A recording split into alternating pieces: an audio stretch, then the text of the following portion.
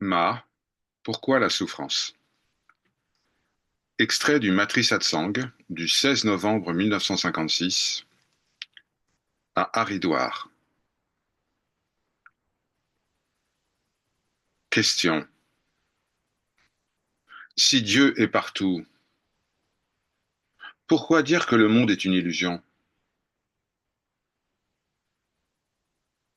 Ma répond. Dieu ne va jamais nulle part et ne vient jamais nulle part. Et pourtant, il semble le faire. Lui-même se manifeste en tant qu'illusion. Il n'y a rien en dehors du Seigneur. Lorsque l'on dit aller et venir, eh bien ces allées et venues sont en Dieu, quand tout est illusion. Le monde est illusion. Le monde, en sanskrit, se nomme Jagat, c'est-à-dire le mouvement perpétuel, et ce qui change est toujours illusoire. Mais seul le Seigneur est éternel et donc réel. Ma, est-ce que l'homme est dominé par son karma ou par le Seigneur? Dieu, seul Dieu est tout. Alors pourquoi suis-je puni, Ma? La notion de punition existe seulement aux yeux de l'ignorant. C'est Dieu qui apparaît sous la forme de la souffrance et sous la forme de ce qui soulage cette souffrance. Du point de vue de la personne, lorsque la douleur, la tristesse surviennent, alors cela devra être enduré. Mais en réalité, il n'y a que le Seigneur sans second.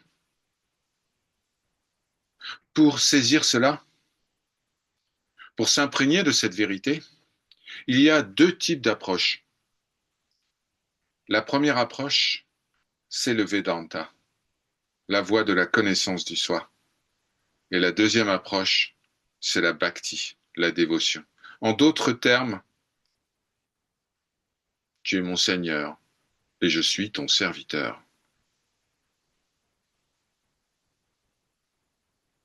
Tout se produit en Dieu et par lui. Il semble se manifester sous la forme de l'action. Il est celui qui vous montre quel chemin suivre.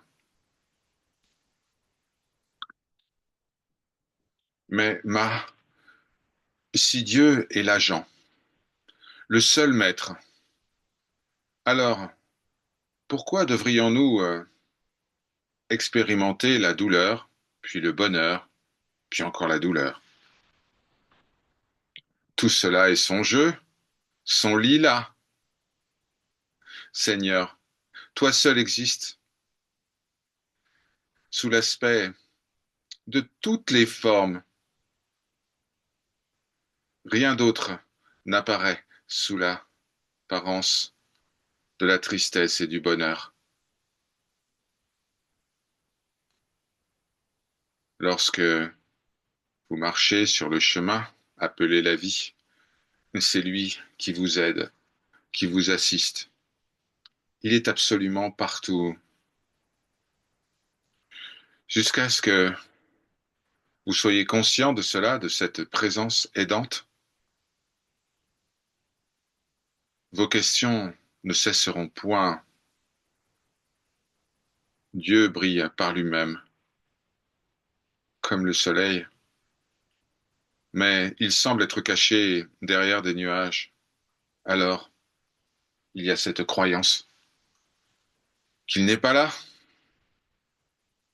De même, lorsque l'attention, l'intelligence est masquée par Maya, il y a apparemment une difficulté à voir Dieu. Mais est-ce que les nuages dont vous parlez ont une réelle existence?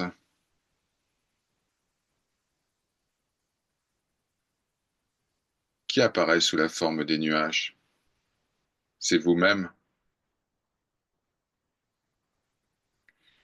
Tant qu'il y a la croyance en un individu qui doit accomplir telle ou telle action, un individu séparé du Seigneur, comment le Seigneur, qui brille par lui-même, peut-il émerger lorsque l'illusion se déploie sous la forme des nuages de l'impermanence? Il y a cette impression d'un voile d'ignorance. Mais si Dieu est tout, d'où proviennent les nuages? C'est le Seigneur lui-même qui se manifeste sous d'innombrables formes.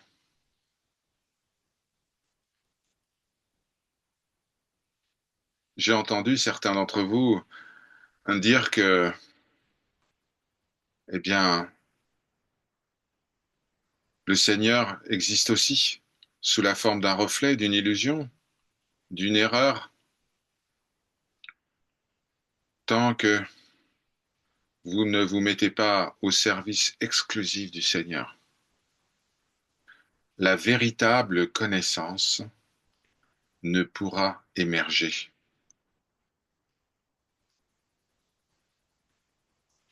Afin de réaliser cela,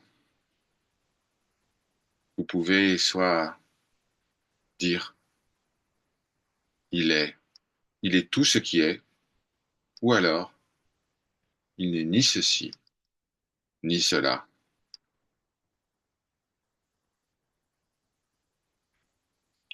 Mais il n'y a pas de mensonge dans le royaume du Seigneur. Alors, comment avons-nous appris à mentir?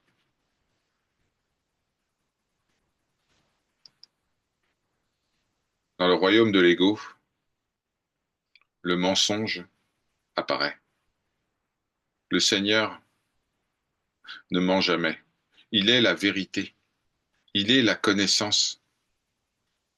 Vous n'avez même pas le droit d'affirmer que Dieu ment. Il n'y a que ceci, que ce principe. Ekam Brahma Dvitya Na Asti. Il n'y a que le Seigneur sans second. Vous pouvez aussi dire avec délice, partout se porte mon regard. Je ne vois que le Seigneur Krishna. Tant que cela ne vous a pas été révélé, vous n'avez aucun droit de parler de ceci. Vous devez toujours dire la vérité, rien que la vérité. Vous êtes simplement en train de répéter ce que vous avez entendu, mais vous n'en avez pas fait l'expérience. Le mensonge, la dissimulation semblent exister dans moi, je, dans l'ego. Lorsque l'ego est là, il y a toi et moi, mon et ton, et possessif.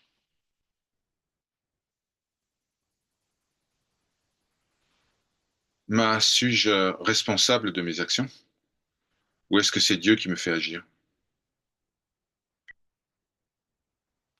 D'abord, changez je par je suis ton instrument. Si vous dites que c'est Dieu qui fait de vous un voleur, par exemple, alors vous ne devriez pas vous sentir triste en imaginant que c'est aussi Dieu qui vous envoie en prison et que c'est lui qui a le droit de vous punir. marchez dans les voies de Dieu. Dieu est toujours véridique. Là où se tient Rama, il y a Arama, un mot qui signifie le repos, la facilité. Mais là où il n'y a pas Rama, il y a Be'arama, un mot qui signifie agitation, difficulté. Tant que vous n'avez pas réalisé qu'il n'y a qu'une seule mère, un seul être suprême, Bhagavan, ce n'est pas juste. Ce n'est pas vrai de dire que Dieu recèle le mensonge. Dieu est la vérité.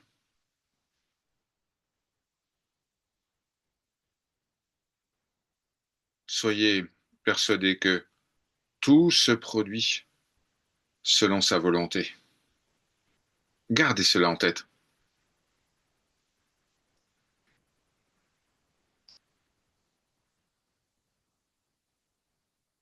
Le Seigneur a dit dans la Bhagavad Gita que dès que le péché se propage sur la terre, Dieu prend naissance sous la forme d'un avatar.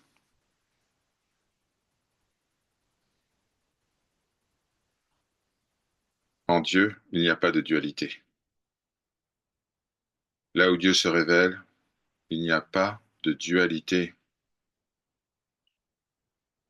Et Dieu se révèle éternellement à lui-même, en lui-même. Là où se tient Rama, il y a repos, facilité. Là où il n'est pas, il n'y a qu'agitation et difficulté. Ma, comment l'ego peut-il être détruit? C'est pour détruire la croyance en l'ego que ce satsang a été organisé.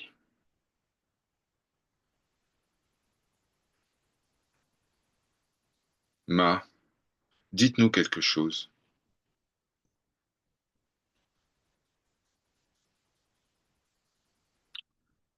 Vous entendrez le son de la cloche correspondant à la manière dont vous l'avez utilisé. Certains disent que nous devrions nous rassembler en satsang 2 fois par an. Maintenant, vous avez pris l'habitude de vous asseoir 2 fois par jour pour méditer et pour prononcer les noms du Seigneur. Il est nécessaire de poursuivre cette pratique. Vous savez ce qui est écrit au sujet du yoga de la pratique, n'est-ce pas? Maintenant, quand vous rentrerez à la maison, quand ce satsang se terminera, observez cette discipline en fonction de votre capacité. Celui qui n'est pas discipliné se dirige tout droit vers la mort. Il obtiendra un billet de retour pour renaître et mourir encore et encore. La discipline proposée par ce satsang vous aide à transcender la naissance et la mort. C'est de cette manière que Bhagavan, qui brille par lui-même, se révèle. Il n'y a que Brahman, sans second. Cette affirmation est vraie, éternellement vraie. De même que l'argile est la substance qui permet de fabriquer toutes les formes, eh bien, de même, le Seigneur est cette réalité qui se manifeste sous toutes les formes. Maintenant, prenons une autre image. De même que l'eau et la glace sont de même essence, eh bien de même, ce qui a une forme et ce qui n'a pas de forme sont de même essence. Les chaînes que vous portez sont construites à partir des noms et des formes. Si vous laissez votre attention vagabonder et s'intéresser aux objets transitoires, cela conduira à la mort et à la renaissance. Efforcez-vous de réaliser que vous êtes indestructible. Ma, je vous ai entendu dire maintenir la stabilité dans le mouvement. Mais qu'est-ce que ça veut dire? Pouvez-vous l'expliquer? Les objets d'essence sont en changement permanent, un flux continu. C'est la caractéristique du monde. Si votre attention se porte sur ce qui change toujours, alors cela vous conduira au samsara, à la mort et à la renaissance. Si vous progressez vers le but suprême, vous atteindrez la réalité absolue.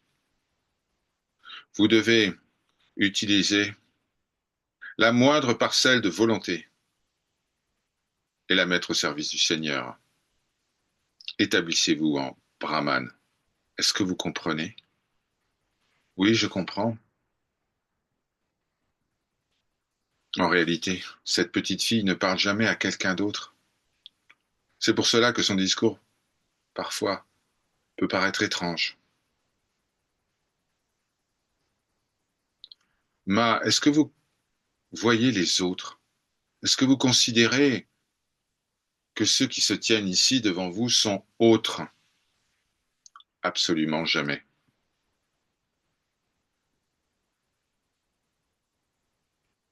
Alors, pourquoi nous appelez-vous père, mère, etc.?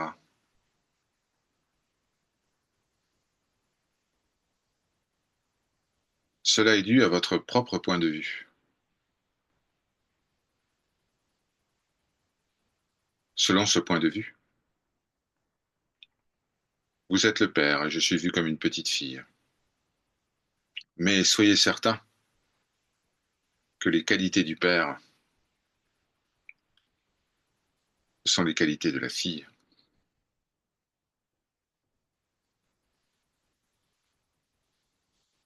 Ma, j'ai une question. Quel est le meilleur jour pour pratiquer la discipline spirituelle? La discipline doit être observée, appliquée, durant la journée qui vous convient le mieux.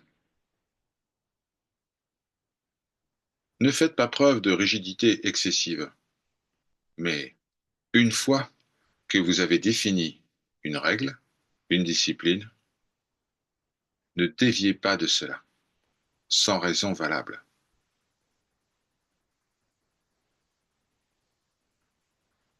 Ma, supposons qu'une personne soit en deuil pour un proche. Que doit-on faire? Le nom du Seigneur purifie, quelles que soient les circonstances. Lorsqu'il y a souffrance, il y a en quelque sorte impureté. Mais la répétition des noms du Seigneur et la méditation doivent être accomplies, quelles que soient les conditions. Un autre aspect est que l'on doit agir en fonction des préconisations, des traditions qui sont prescrites en fonction de votre stade de vie.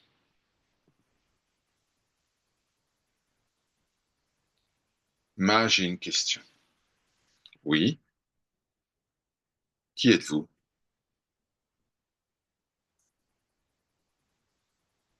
Je suis ce à quoi vous pensez.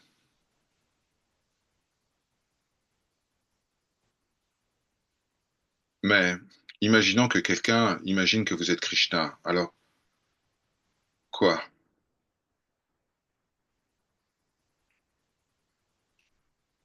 Qu'y a-t-il de faux à être appelé Krishna? Que celui qui veut donner un nouveau nom à cette petite fille le fasse. Tout ce qui sera trouvé sera correct. Alors vous n'êtes pas Krishna? Krishna demeure en chacun.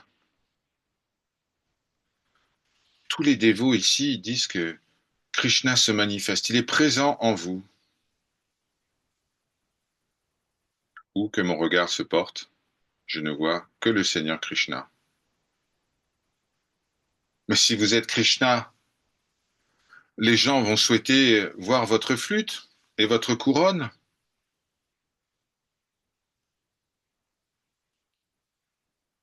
S'ils ne peuvent pas voir de flûte, alors inutile d'affirmer que je suis Krishna.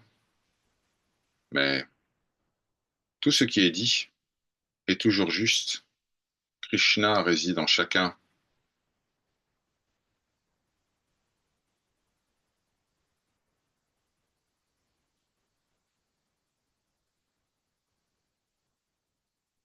Alors pourquoi cette tristesse sur le chemin du Seigneur? Sachez ceci, la tristesse apparaît toujours pour annoncer le bonheur suprême.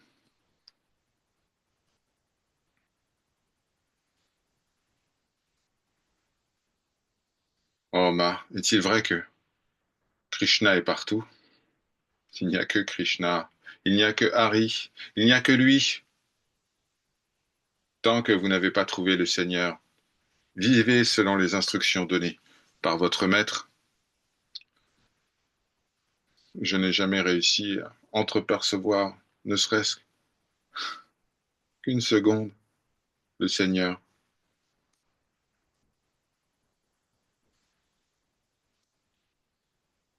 Vous avez vu ce qu'il n'est pas, les règles et les pratiques qui permettent de réaliser sa présence sont appelées samyam, discipline. Samyam, cela veut dire avancer vers le Seigneur. Faites en sorte que toutes les pensées soient orientées vers lui. Qu'il n'y ait plus que cela.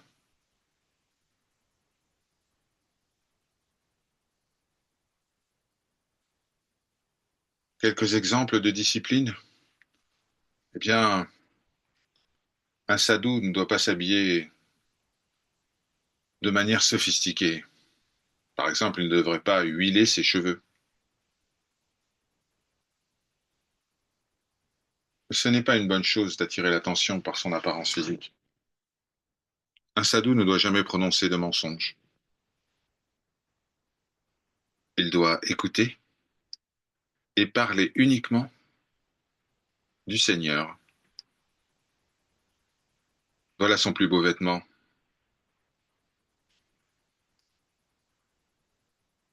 Est-ce que les rishis avaient le temps de se brosser les cheveux ou de se regarder dans un miroir?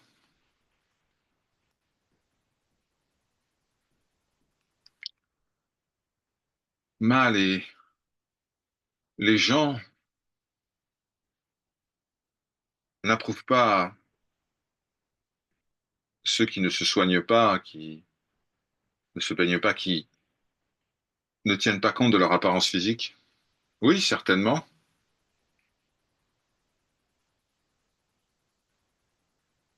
Si ça n'était pas comme ça, eh bien pourquoi devrait-il y avoir ces 7 êtres fabuleux, ces 7 rishis, et leur chemin tout à fait spécial? En réalité, les 7 rishis sont en vous.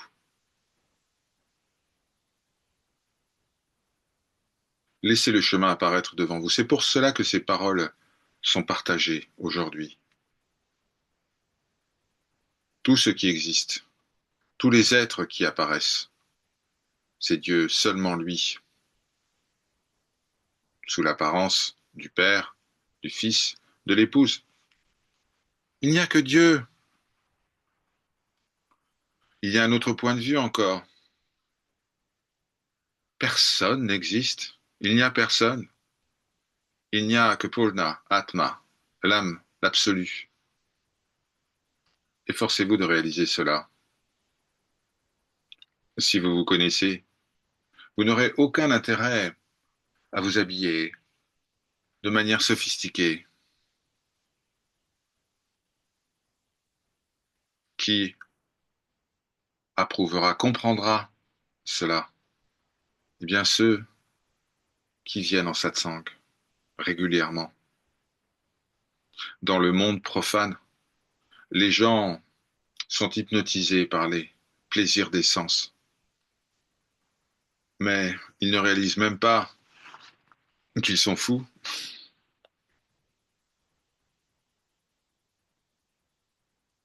Dans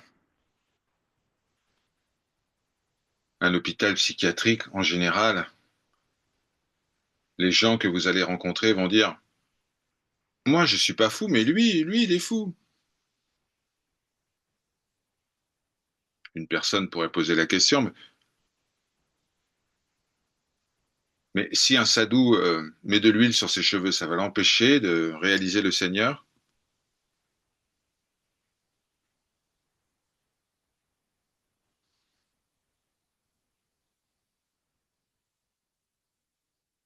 Cette discipline a des causes inconnues, mais bien réelles. Un être humain est attiré par le type de nourriture qui correspond à sa nature. En fonction de la nourriture qu'il va consommer, des bonnes et des mauvaises tendances vont se manifester. L'essentiel, c'est la concentration, la brahmabhyasa, la pratique continue de la contemplation du Seigneur.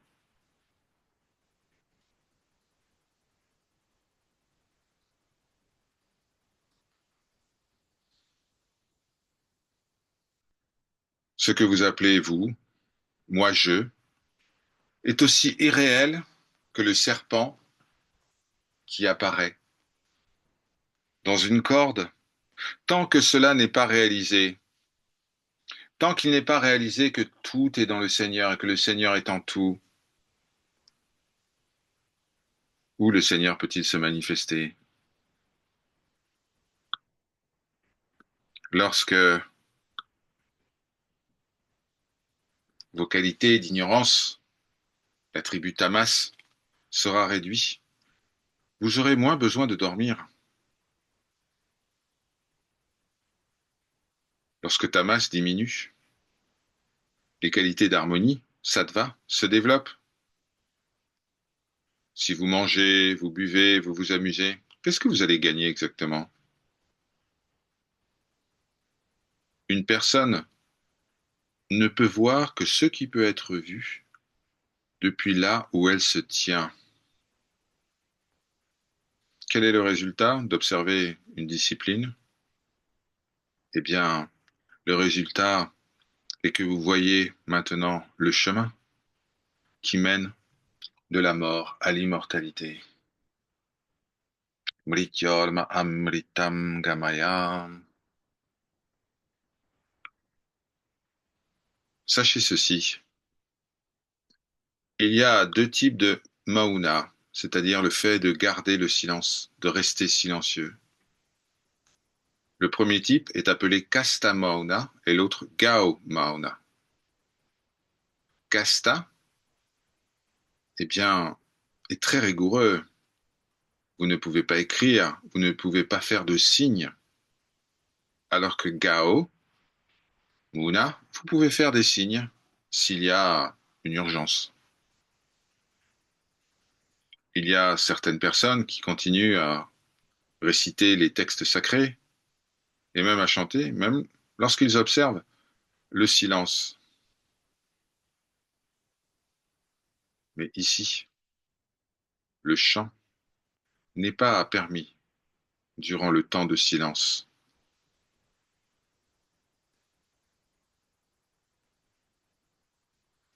J'ai une question, Ma. Durant ce satsang, je participe à la lecture quotidienne de la Bhagavad Gita, des Upanishads, mais je ne comprends rien.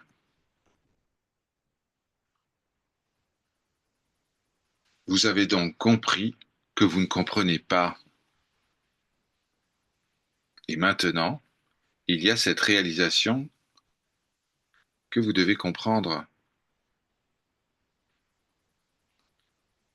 Même si vous ne comprenez pas ce qui est partagé, les propos des rishis, sachez que la simple écoute des textes est extrêmement bénéfique. Om, par sa grâce.